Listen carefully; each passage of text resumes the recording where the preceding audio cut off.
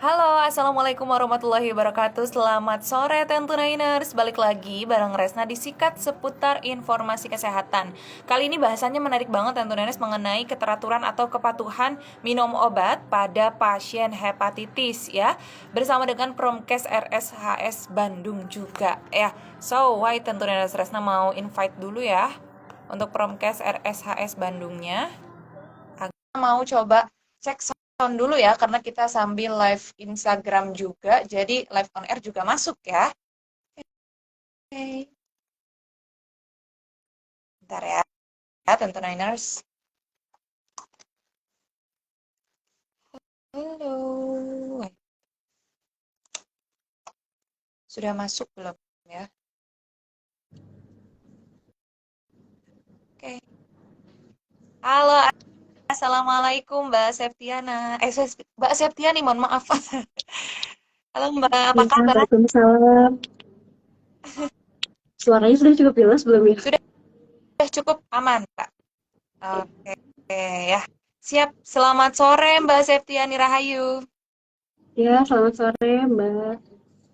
Ya, perkenalkan saya Resna, announcer dari Radio MDK Tasikmalaya ya Mbak ya. Jadi sore ini kita akan berbincang di program Sikat seputar informasi kesehatan ya. Dan tentu Neners dan para pendengar di sini, sekarang Resna sedang bersama Mbak Septiani Rahayu S. Farm ya, selaku apoteker di Promkes RSHS Bandung. Gimana Mbak keadaannya? Kondisinya sehat Mbak? Alhamdulillah, baik. Alhamdulillah ya Ya, Mbak ya. Gimana di Bandung nih Mbak? Masih dingin atau udah mulai panas-panas nih? kalau dari cuaca sih masih dingin ya, apalagi pagi-paginya. Cuman kalau siang ke sore mah udah biasa sih, mungkin panasnya Bandung aja sih gimana. Iya, kemarin juga Rasna sempat ke Bandung dan aduh katanya dingin, tapi siang-siangnya tetap panas ya. Ternyata Ya, memang di malam agak lebih betul. pagi ya Mbak ya. Oke, Ya, sip, sip, sip, Mbak. Kita langsung masuk ke pembahasan gitu ya. Tapi sebelum masuk ke pembahasan, pengen dong Mbak nih disapa-sapa dulu pendengar di sini karena kita juga sedang live on air. Untuk pendengar kita biasa disebut Tentunainers. Boleh nih disapa dulu sama Mbak Septiani untuk Tentunainers yang sedang mendengarkan dimanapun. oh iya. Selamat sore semuanya. Salam kenal. Saya juga dengan Septiani, tapi bisa dipanggil Tia ya Mbak ya. Apoteker Tia di Rumah Sakit Hasan Sadikin. Mungkin terima kasih terlebih dahulu atas kesempatannya sehingga bisa eh, berbagi melalui Radio MDK tentang hepatitis yang semoga ada pasien di luar sana yang membutuhkan informasi ini sehingga bisa bermanfaat untuk semua pendengar Radio MDK. Amin. Siap-siap, Mbak. Terima kasih sudah menyapa-nyapa untuk para pendengar dan tentuneers di sini. Langsung aja ya, Mbak, kita akan membahas mengenai kepatuhan minum obat untuk pasien hepatitis ya, Mbak ya. Nah, boleh dong, Mbak, sebelum ke seperti teknisnya mungkin nanti akan seperti apa gitu ya, obatnya seperti apa. Mungkin pengen dijelasin dulu sedikit mengenai penyakit hepatitis itu seperti apa. Silakan, Mbak. Ya, terima kasih. Untuk hepatitis sendiri mungkin gambaran awalnya belakangnya is ya ini penyakitnya. Jadi berkaitan dengan peradangan pada organ hepar atau hati. Nah, si peradangan pada hati ini mungkin banyak sih sebabnya. Bisa karena kayak alkohol, konsumsi alkohol, lalu mungkin kayak faktor-faktor gaya hidup lainnya. Nah, tapi pada hepatitis ini sendiri, eh, salah satunya disebabkan oleh infeksi virus ya. Nah, virus ini yang menyebabkan beda-bedanya virus tersebut, jadi beda-beda juga nih penyebab hepatitis. Mohon maaf, bedanya jenis-jenis hepatitis gitu. Ada 5 jenis kalau nyebutnya hepatitis A, B, C, D, dan E gitu, Mbak. Kalau dari ininya sendiri sih virusnya emang beda-beda, jadi eh, nanti ke depannya gitu ya obatnya juga beda-beda gitu. Oke, sip-sip. Cukup mengerti ya, Mbak. Pokoknya ini penyakit hati gitu ya. Kalau misalnya ini menular nggak sih, Mbak, penyakitnya? Oh iya, tentu karena dari virus ya sumbernya sehingga bisa menularkan ke orang lain. Tapi media atau cara menularkannya eh, beda-beda gitu ya setiap penyakit hepatitis yang 5 jenis tadi. Oke, sip, sip. Berarti kalau hepatitis ini sudah didiagnosis sama dokter, baru ya langsung ada tindakan gitu ya, Mbak ya? Ya, Gitu. jadi untuk penilaiannya sendiri dibutuhkan pemeriksaan seperti laboratorium, ada parameter-parameter yang menandakan bahwa positif ada virus hepatitis gitu. Kalau untuk pemeriksaannya sendiri sih nanti mungkin bisa dirujuk ya sama dokter apa aja kayak gitu. Nah, tapi yang paling kentara mungkin positif hepatitisnya. Jadi misal kalau positif hepatitis B itu jadi positif HBsAg kayak gitu. Jadi udah ada antigen atau mungkin ya kalau kemarin lagi ramai COVID juga sama kan kalau antigennya positif berarti dia sakit COVID kayak gitu. Nah, sama sih ini juga misal kalau dari hasil lab oh, positif HBsAg berarti positif mengandung atau darah kita tertular gitu ya virus hepatitis B sehingga oh dinyatakan terkena hepatitis begitu. Oke, nah itu tentunya mengenai sedikitnya penyakit hepatitis itu seperti apa. Nah kita lanjut ke pencegahan mungkin ya Mbak, obatnya seperti apa nih agar tidak menularkan kepada orang lain pun juga bagaimana sih teknis minum obat yang baik untuk orang-orang yang terkena hepatitis. Hmm, ya, paling dari awal secara umumnya dulu, hepatitis ini sendiri kan memang mungkin di masyarakat bisa jadi ada yang karier atau di dalam tubuhnya tuh ada tapi belum aktif gitu-gitu. Nah, ada juga yang mungkin tidak bergejala kayak gitu. Jadi bisa jadi kita tidak tahu bahwa tertular selama tidak menunjukkan gejala. Nah, kalau untuk hepatitis sendiri, penularannya gitu ya yang tadi 5 macam kan beda-beda ya ada yang hepatitis melalui makanan atau minuman yang dikonsumsi bersamaan atau sudah kayak terkena virus hepatitis. Nah, hepatitis yang seperti itu adalah hepatitis A dan E. Kalau yang B, C, dan D itu tidak serta-merta dari makanan atau minuman yang barengan kita konsumsi aja, tapi juga dari darah atau cairan tubuh. Jadi aktivitas yang mungkin menimbulkan si hepatitisnya juga lebih beda ya. Misal mungkin berhubungan seksual dengan orang yang eh, terkena virus hepatitis atau pada kasus yang mungkin terjadi, misal penggunaan jarum suntik yang tidak aman, karena kan kita nggak tahu apakah seseorang itu apa terkena hepatitis atau tidak, gitu. Jadi dari darah atau cairan tubuh. Kalau dari pencegahan berarti ya lebih ke karena kita tahu hygiene-nya seperti apa, maka kita lebih menjaga ke makanan sama minuman, terus mungkin perilaku hidup bersih sehatnya dari cuci tangan tentunya sama menjaga kayak kematangan makanan juga gitu. Kalau Oke. untuk yang hepatitis B, C, D, ya tadi ya berarti menghindari perilaku mungkin seks bebas atau jarum suntik dalam hal ini narkoba kayak gitu ya yang asal pakai jarum suntiknya atau bisa jadi bahkan tenaga kesehatan di rumah sakit saat kontak dengan pasien juga harus lebih hati-hati gitu ketika dimungkinkan pasien tersebut hepatitis B, C atau D kayak gitu. Kalau dari pencegahan secara umumnya gitu.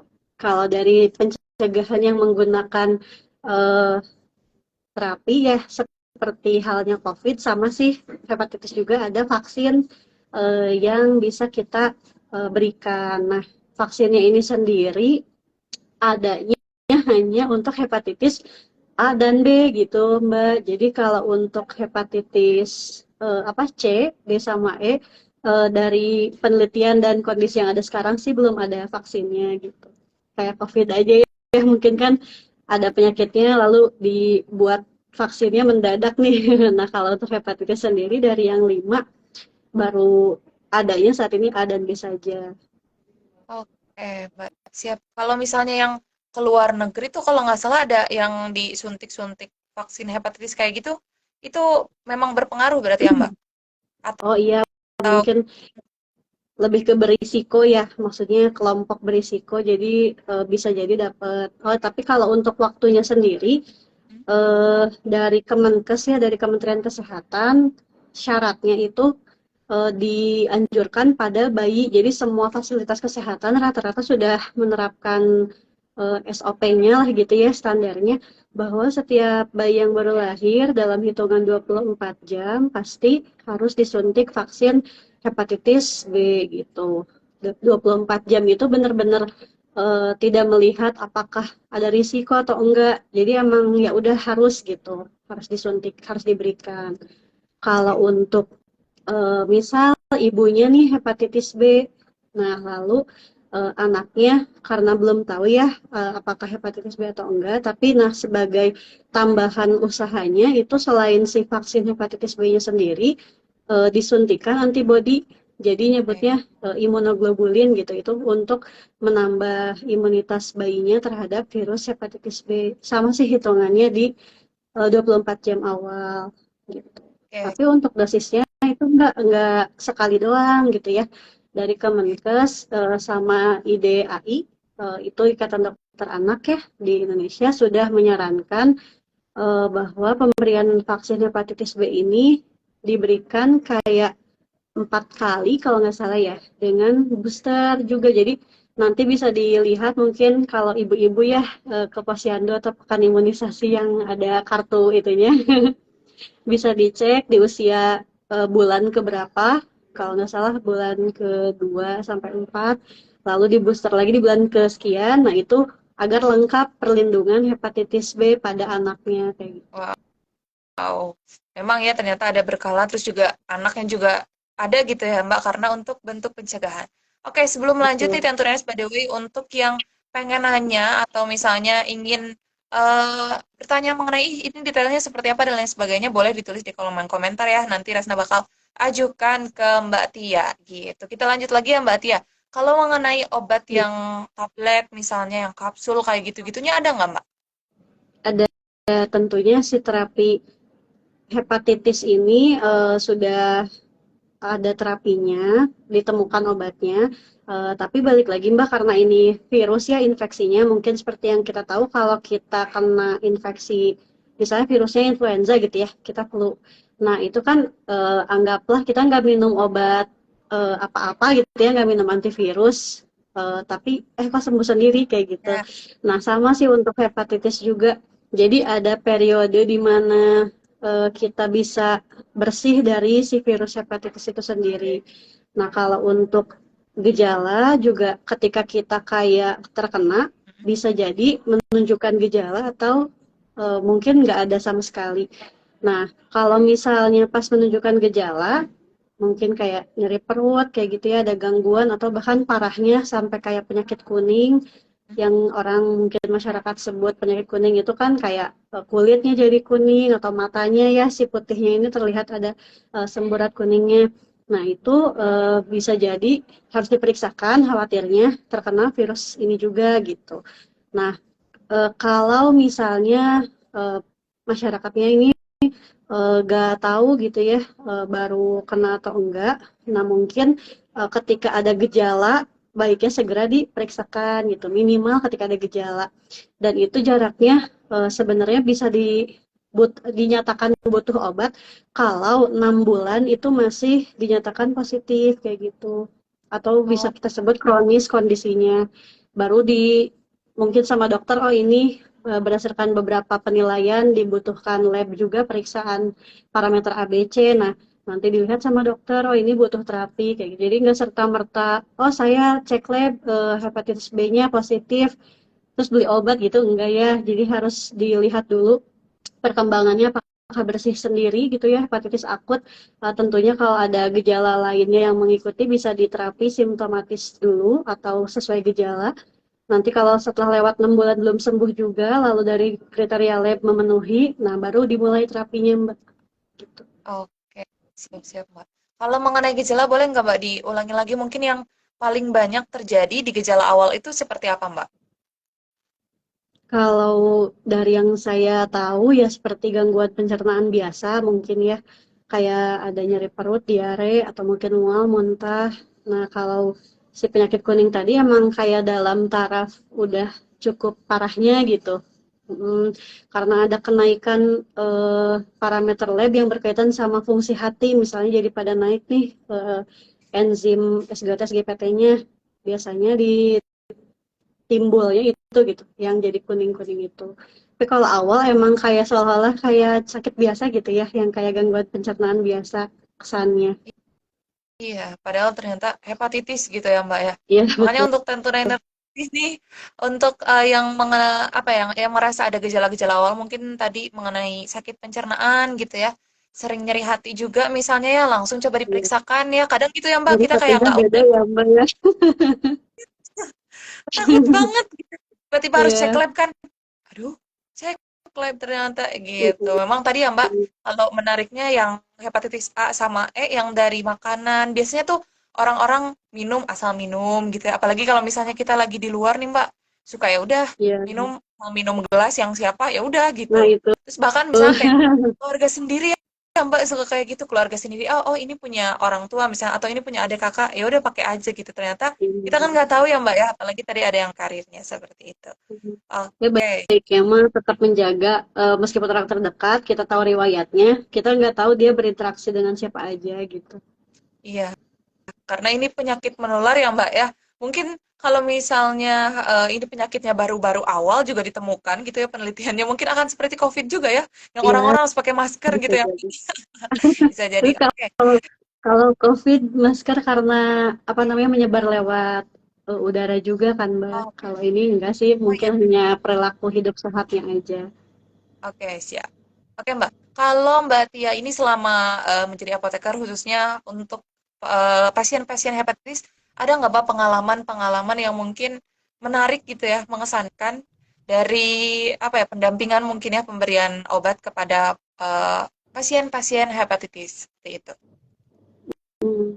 Kalau dari pendampingan sebenarnya gini Mbak, kalau di tempat saya kerja di RSIS ini eh, kan kalau pada umumnya kepatuhan minum obat itu sangat bergantung pada pasien tentunya dan pendamping pasien ya atau pada umumnya disebut pengawas minum obat gitu. Nah, kalau pada Oke. hepatitis sendiri tidak programnya itu tidak sesaklek TB di mana Oh, kayak ditetapkan si PMO ini gitu. Lebih ke kayak awareness-nya kesadaran pasien dan keluarga aja gitu. Tapi tentu nakes yang bertugas terus memantau atau mengingatkan gitu ya setiap kontrol kayak gitu. Jadi kalau untuk kayak mungkin pengalaman yang sangat personal, kebetulan saya juga tidak ada yang begitu khas gitu. Cuman kalau untuk eh, apa ya terapinya ini sendiri uniknya itu karena butuh waktu yang panjang. Kalau mungkin dari segi yang tadi hepatitis 5 itu tentunya kan kalau dia akut nggak butuh terapi. Nah, yang hepatitis B sama C itu bisa dianggap butuh terapi sesuai penilaian dokter dan itu butuh waktu yang lama. Kalau hepatitis B itu kayak 6 bulan, 3 sampai 6 bulan. Mohon maaf hepatitis C 3 sampai 6 bulan. Kalau hepatitis B bisa jadi bergantung dengan kerusakan hati itu bisa seumur hidup gitu. Eh ya bisa seumur hidup. Tentu ada penilaian dokter yang berkala ya, misal harus cek apa setiap berapa bulan kontrolnya. Nah, tapi rata-rata hepatitis ini tuh menjadi faktor risiko terjadinya kayak sirosis atau kerusakan jaringan hati sama kanker hati gitu pada prognosis jeleknya atau perburukannya kayak gitu. Maka ketika pasien apalagi positif hepatitisnya, itu kan tanpa sirosis pun harus segera diobati ya selama 3 bulan. Nah, kalau dengan sirosis itu 6 bulan kalau hepatitis C. Nah, kalau pada hepatitis B dengan sirosis itu kayak misal dicek lab, terus hepatitis B-nya ini udah negatif nih, udah bagus gitu ya. Kalau tanpa sirosis kan bisa jadi diberhentikan, tapi tetap monitoring mah ada terus. Nah, kalau misalnya eh, hepatitis B tapi dia sirosis nih pasiennya, kita nggak bisa serta-merta memberhentikan karena dari lab itu virus hepatitis B-nya hilang atau udah sembuh gitu ya dianggapnya. Karena kalau dianggapnya karena sirosis, bisa jadi kayak lebih parah lagi, terus jadi berisiko karsinoma atau kanker hati kayak gitu. Jadi seumur Oke, hidup sih rata-rata kalau untuk hepatitis B yang kronis dan sirosis gitu. oke. Mbak, kalau misalnya tadi mungkin adanya sirosis dan juga sampai ke yang parah gitu, kanker-kanker, kanker hati gitu ya Mbak, kanker kerusakan hati, apakah itu berpengaruh juga karena ketidakteraturan makan obat berarti ya Mbak? Bisa Nah iya, berpengaruh? jadi bisa jadi perkembangan penyakit itu eh, dibantu untuk tidak, jadi kan antivirus atau terapi obat-obat ini tuh berfungsi untuk mencegah replikasi virus agar udahan nih dia beranak pinaknya gitu ya. Jadi bisa menurunkan si kadar virusnya. Karena kalau hepatitis C sendiri kan indikator dia bisa dinyatakan sembuh ya kalau hepatitis C. Itu ketika jumlah virusnya emang sudah di bawah batas yang diharapkan gitu. Jadi dianggap dia sembuh dan tidak dapat menularkan ke pasien lain. Nah, tapi kalau hepatitis B itu jatuhnya kalau hilang atau dianggap bersih dari hepatitis B-nya, tapi tanpa sirosis, dia tetap berkala dicek harus 3 tahun. 3 tahun tuh konsisten bersih dari hepatitis B gitu. Jadi ya panjangnya 3 tahun gitu harus terus-terusan kalau cek lab hasilnya konsisten nih HbSAg-nya negatif kayak gitu. Jadi cukup Wow, sulit sih kalau misalnya tidak dibantu dengan terapi gitu karena pasti perburukannya ke arah sana yang tadi saya jelaskan. wow. Oh iya Mbak, berarti kalau misalnya tadi model-model terapinya itu akan setiap hari yang terapi obatnya atau kayak 3 kali sehari gitu ya Mbak? Atau misalnya 1 minggu cek-cek kayak gitu atau seperti apa Mbak secara teknisnya? Oh iya, untuk teknisnya sendiri, kalau hepatitis B dan C aja ya ini berlakunya. Obatnya itu kalau pertama yang C, sebenarnya kita melihat statusnya dulu ya. Kalau misalnya dia ada kayak sirosis, dia lamanya 6 bulan. Kalau tidak ada sirosis, dia lamanya hanya 3 bulan si durasi terapinya. Nah nanti ketika beres 3 bulan itu atau beres 6 bulan itu dicek dulu jumlah virusnya. Nah kalau misalnya sudah apa namanya sudah bersih, nanti 6 bulan ke depan dicek lagi itu harus memang masih tidak ada nih, jadi tidak ada infeksi ulang gitu, atau mungkin bisa juga tidak apa namanya tidak respon gitu terapi antivirusnya, jadi obatnya mau masuk eh, tapi respon dari tubuh kita tetap ada gitu, tetap hidup si virus hepatitisnya. Nah, faktornya mungkin kalau kegagalan terapi itu yang pertama utamanya banget dari pasien tidak patuh minum obat gitu. Kalaupun misalnya kita apa namanya patuh sekalipun bisa jadi virusnya sangat kuat gitu ya sehingga ini tidak menunjukkan respon yang baik. Nah, tapi dengan kepatuhan minum obat yang terjaga, itu bisa terbantu nanti respon terapinya. Nah, untuk seharinya berapa kali, itu semuanya rata-rata sehari sekali aja, tapi di jam yang sama gitu. Ya, karena kan antivirus prinsipnya seperti antibiotik pada umumnya harus eh, baiknya misal kalau saran misalnya maukah itu pagi atau siang malam gitu ya dibebaskan. Mungkin sesuai dengan kondisi pasien Mbak. Kalau misalnya kan ada ya orang yang ngerasa ada efek samping setelah minum obat, ada juga yang tidak gitu karena efek samping itu kan tidak bersifat mutlak pasti terjadi tapi hanya sebuah kemungkinan gitu. Nah kalau misalnya oh setelah minum obat ini saya ngerasa pusing atau sakit kepala, nah baiknya mungkin di malam hari. Kalau misalnya oh saya baik-baik aja kok minum obat ini ya nggak apa-apa misal agar tidak terlewat pagi hari sebelum beraktivitas gitu. Tapi disarankan ketika kita udah mulai di jam atau waktu tertentu dirutinkan terus-terusan gitu. Kalau pagi-pagi terus agar nggak terlewat. Jadi selama 3 bulan, 6 bulan, atau bahkan hepatitis B yang seumur hidup itu eh, bisa terjaga terus konsisten minum obatnya kayak gitu.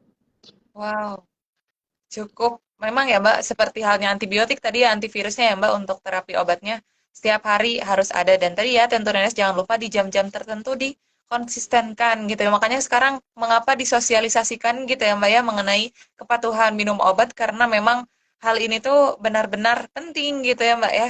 Penting untuk tentu Iya, Nenes dan para pendengar di rumah gitu. Karena apalagi tadi, kalau misalnya udah nih sebenarnya bisa aja 3 bulan tuh udah sembuh gitu ya. Tapi ternyata iya, karena aduh ada yang bolong misalnya satu dua bolong, keterusan deh nantinya bisa enak bolongnya. Ternyata nantinya makin parah gitu ya. Jangan sampai kayak gitu. Jangan sampai nanti nambah 3 bulan, nambah jadi 6 bulan dan lain sebagainya. Begitu. Oke Mbak, kalau misalnya dari Resna sudah cukup mengerti, boleh mungkin dari Mbak Tia ada yang ingin disampaikan mungkin di sesi terakhir, sesi closing statement untuk Tentunainas dan pendengar di rumah berupa advice atau lainnya. Mangga Mbak, silakan.